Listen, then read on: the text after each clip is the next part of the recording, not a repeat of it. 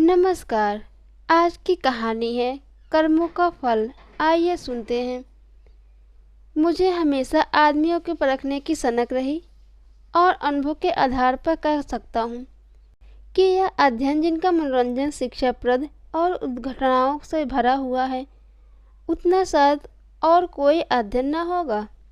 लेकिन अपने दोस्त लाला साईं दयाल से बहुत अरसे दोस्ती और बेतकुल्ली के संबंध रहने पर मुझे उनकी था न मिली। मुझे ऐसे दुर्लभ शरीर ज्ञानियों की शांति और संतोष देखकर आश्चर्य होता है। एक नाजुक पौधे की तरह मुसीबतों को झोंका उस पर अचल और अटल रहता। यूँ वह बहुत सी मामूली दर्जे की आदमी था, जिसमें मानव कमजोरियों की कमी न थी। वह वादे बहुत करता था, लेकिन उनका पूरा करने की जरूरत नहीं समझता था। वह मिथ्याभाषी ना हो, लेकिन सच्चा भी ना था। लेकिन उसकी मुहावरत छिपी रहती थी। उसे अपने कर्तव्य पर पाबंद रखने के लिए दबाव और निगरानी की जरूरत थी। वसूलों से बेखबर मेहनत से वह चुराने वाला, वसूलों को कमजोर, एक ढीला ढाला मामूली आदमी था। लेकिन जब वह मुसीबत सिर पर आ पड़े तो उसके दिल में साहस और दृढ़ता की वह जबरदस्त ताकत पैदा हो जाती, जिसे शहीदों का गुण कह सकते हैं। उसके पास न दौलत थी, न धार्मिक विश्वास, जो ईश्वर पर भरोसा करने पर उसकी इच्छाओं के आगे सिर झुका देने का स्रोत है। एक छोटी सी कपड़े की दुकान के सिवाय उसके पास कोई जीविका न थी। ऐसी हालतों में उसकी हिम्मत और दृढ़ता का सोता हुआ कहाँ छिपा था, वहाँ तक मेरी अन्वेषण दृष्टि नहीं पहुँचती थी। बाप के मरते ही मुसीबतों ने उस पर छापा मारा। कुछ थोड़ा सा कर्ज विरासत में लिया, जिसमें बराबर बढ़ते रहने के आश्चर्यजनक शक्ति छिपी हुई थी। बेचारे ने अभी वर्षी के छुटकारा नहीं पाया था कि महाजन ने नालिश की एक अदालत के तसल्लीम अहाते से पहुंचा कि यह छोटी सी हस्ती इस तरह फूली जिस तरह मशक फूलती थी। डिग्री हुई। जो कुछ जमा समा था, बर्तन, भाड़े, हाड़ी, तवा, उसके गहरे पेट में समा गए। मकान भी न बचा। बेचारे मुसीबतों के मारे साईं दयाल का अब कहीं ठिकाना न था। कौड़ी कौड़ी के मुहताज, न कहीं घर न बार। कई दिन फाके से गुजर जाते। अपनी तो खैर उन्हें जरा भी फिक्र न थी, लेकिन बीवी थी, 2-3 बच्चे थे। उनके लिए तो कोई न कोई फिक्र करनी ही पड़ती। कुनबे के साथ एक भरोसा माने बड़ा दर्दनाक दृश्य था। शहर के बाहर एक पेड़ का छां और आदमी उसी पर मुसीबत के दिन काट रहा था। सारे दिन बाजारों में खाक छानता। मैंने एक बार उसे रेलवे स्टेशन पर देखा। उसके सिर पर एक भारी बोझ था। उसका नाजुक सुख सुविधा में पला हुआ शरीर पसीना पसीना हो रहा था। पैर मुश्किल से उठते थे, दम फूल रहा था, लेकिन चेहरे से मर्दाना हिम्मत और मजबूत इरादे रोशनी से टपकती थी। चेहरे से पूर्ण संतोष झलक रहा था। उसके चेहरे पर ऐसा इत्मीनान था कि जैसे उसका बाप दादों का पेशा है। ये हैरत का मुख उसका ताकत रह गया। दुख और हमदर्दी दिखलाने की हिम्मत न हुई। कई महीने तक यही कैफियत रही। आखिरकार उसकी हिम्मत और सहन शक्ति उसे इस कठिन दुर्गम घाटी से बाहर निकाल ही लाई। थोड़े ही दिनों बाद मुसीबतों ने फिर उस पर हमला किया। ईश्वर ऐसा दिन किसी को न लाए। मैं 1 महीने के लिए बम्बई चला गया था। वहाँ से लौटकर उससे मिलने गया। वह दृश्य याद करके आज भी रोंगटे खड़े हो जाते हैं और दिल डर से कांप उठता है। सुबह का वक्त था। मैंने दरवाजे पर आवाज़ दी और हमेशा की तरह बिल्कुल अंदर चला गया वह अंदर चला गया।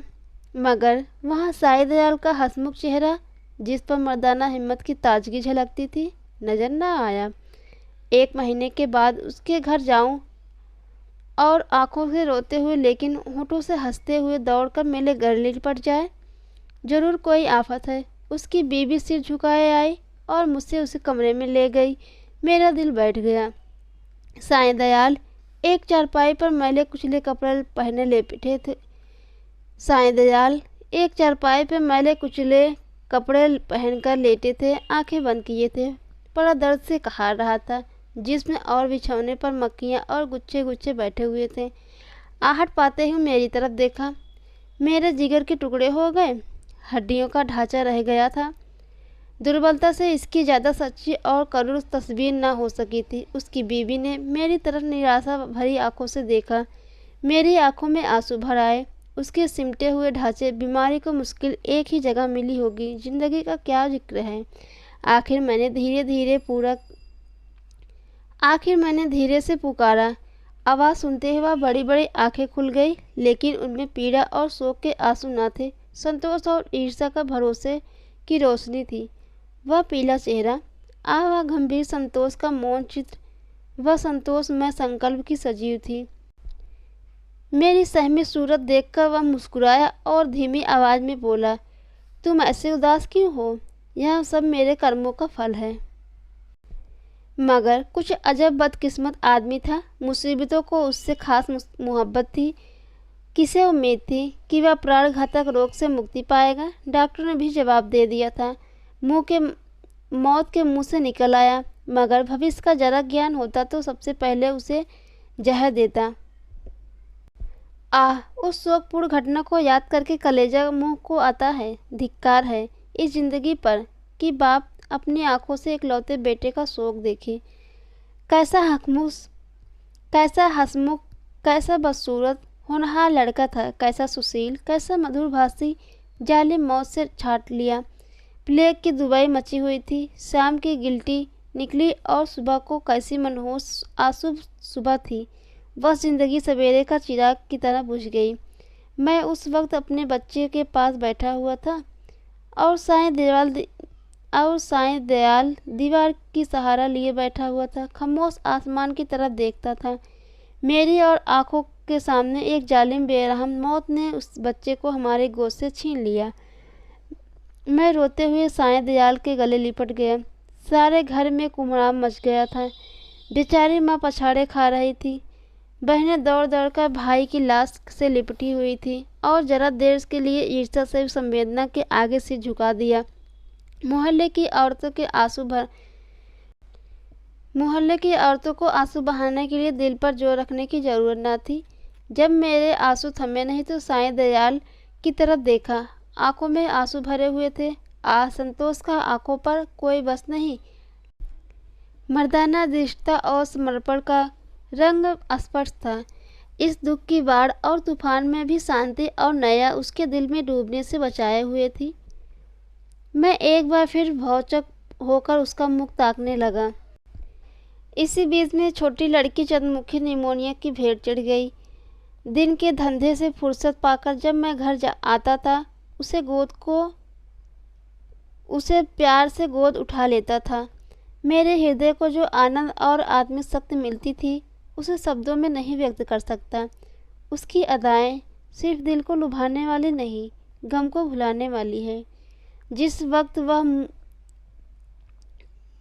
वक्त वह मेरी गोद में आती थी, मुझे तीनों लोगों की संपत्ति मिल जाती थी। उसकी शरारतें इतनी मनमोहक थी। अब हुक्के की मजा नहीं रहा। कोई चिलम गिराने वाला नहीं है। खाने का मजा नहीं आता। कोई थाली के पास बैठा हुआ उस पर हमला करने वाला नहीं है। मैं उसकी लाश को गोद में लिए विलक विलक कर रो रहा था। यही जी चाहता था कि अपनी ज़िंदगी को खात्मा कर दूं।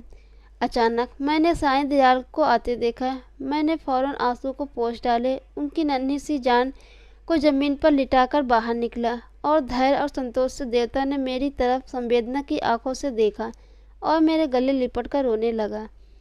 मैंने कभी उस तरह चीख मार कर रोते हुए नहीं देखा। रोते रोते हिचकियाँ बंध गई।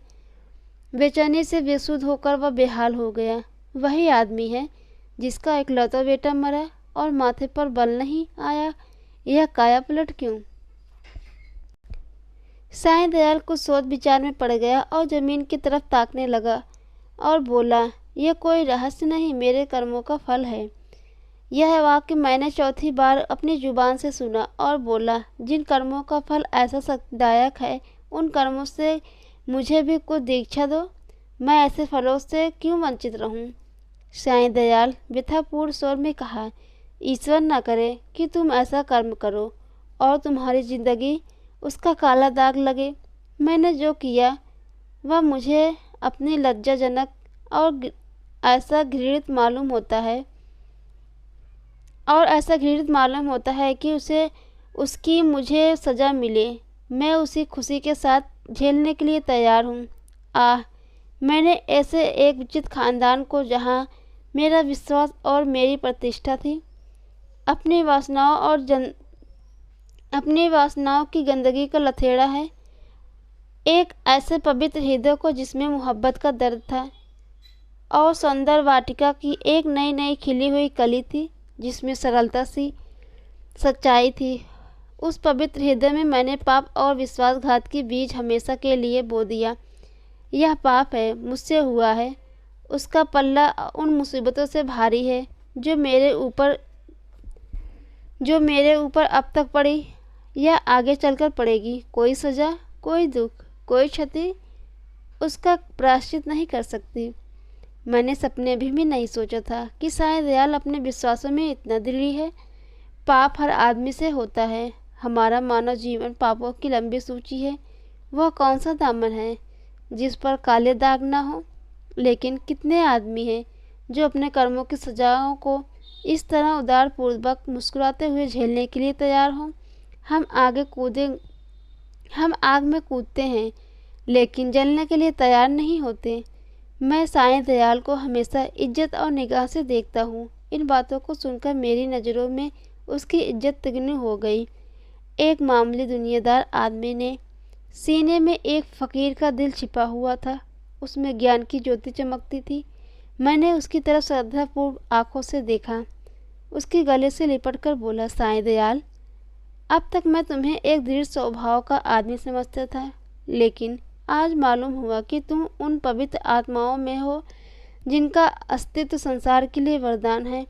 तुम ईश्वर के सच्चे भक्त हो और मैं तुम्हारे पैरों पर झुकता हूँ। तुम ईश्वर के सच्चे भक्त हो और मैं तुम्हारे पैरों पर अपना सिर झुकाता हूँ। दोस्तों, अगर मेरी कहानी आपको पसंद आए तो मेरे चैनल को लाइक करना, सब्सक्राइब करना और दोस्तों के साथ ज़रूर शेयर करना। धन्यवाद।